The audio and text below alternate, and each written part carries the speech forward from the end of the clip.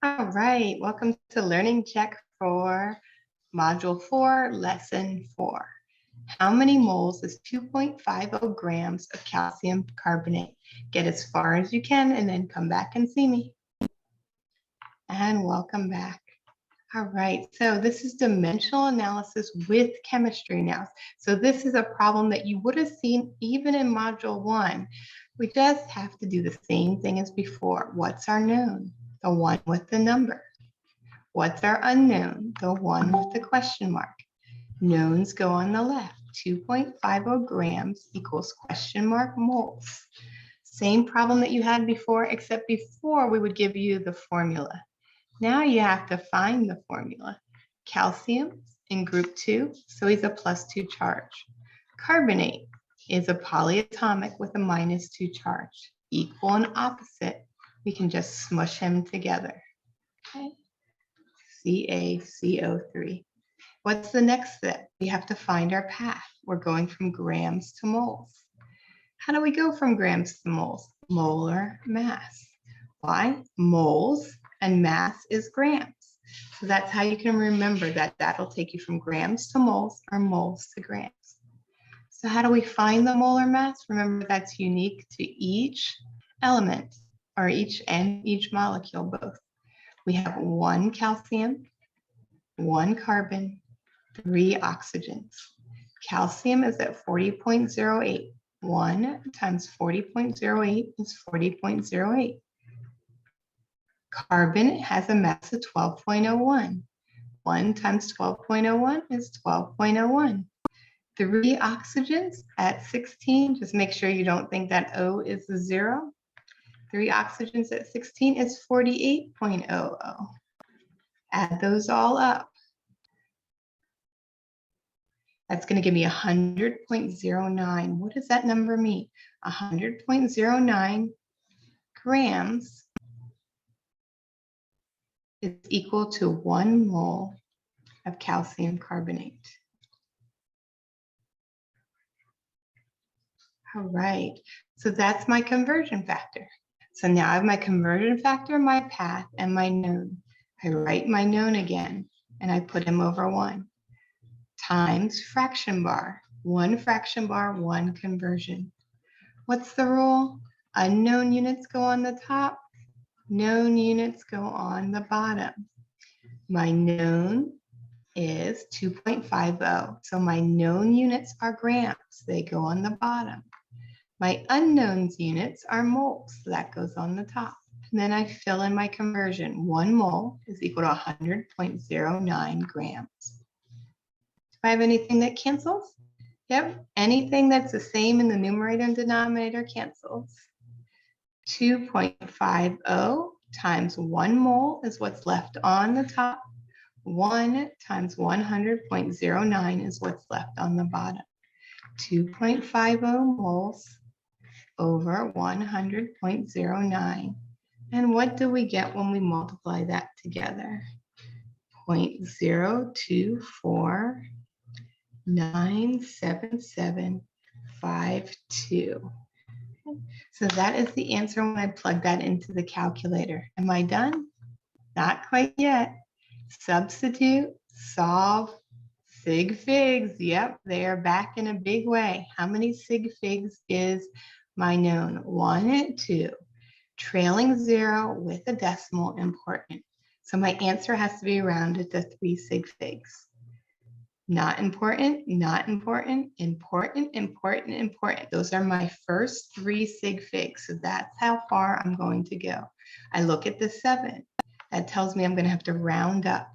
So my 9 has to round up, which also means my 4 is going to round up. So I like to think about it as my 249 is going to become 250 moles, 0.0250 moles. Keep the placeholders in front of the 0 and the 0. Even though they're not important, they're still good for placeholders. Important, important. Trailing 0 with a decimal is important. So that is your answer. Okay, question number 2. As 2 parts, try both of those parts, but if you get stuck, then hit the unpause button. Write the balanced equation for the combustion of carbon tetrahydride and how many liters of gas is produced if there are 1.00 times 10 to the 30 particles of carbon dioxide. All right, welcome back. So balance the equation first for the combustion of carbon tetrahydride. All right, so this is a covalent bond because it is all non-metals. So I just read it off. Carbon doesn't have a mono, but I know it just means 1. And tetrahydride, tetra means 4. So I have CH4 and it's combusting. What do I need for combustion? I need oxygen. And what does that make? Carbon tetrahydride and oxygen are my reactants, and it produces carbon dioxide and water every single time. Okay, if you want to know the states of matter, CH4 is a gas, oxygen is a gas, carbon dioxide is a gas, H2O in this case is a liquid. So if you did want to know what state of matter each was, but that was not required for that question. Okay. What was required is to make it balanced. When we do combustion equations, we always go in CHO order. Reactants on the left, elements in the middle, products on the right. We have 1 carbon on the left, 4 hydrogens on the left, 2 oxygens on the left. On the right, we have 1 carbon, we have 2 hydrogens, and we have 2 plus 1 or 3 oxygens.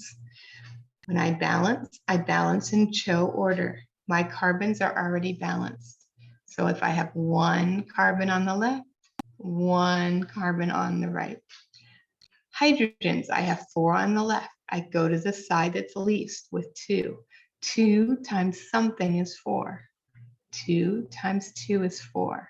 Now I have 4 hydrogens on the left and 4 hydrogens on the right. Oxygens.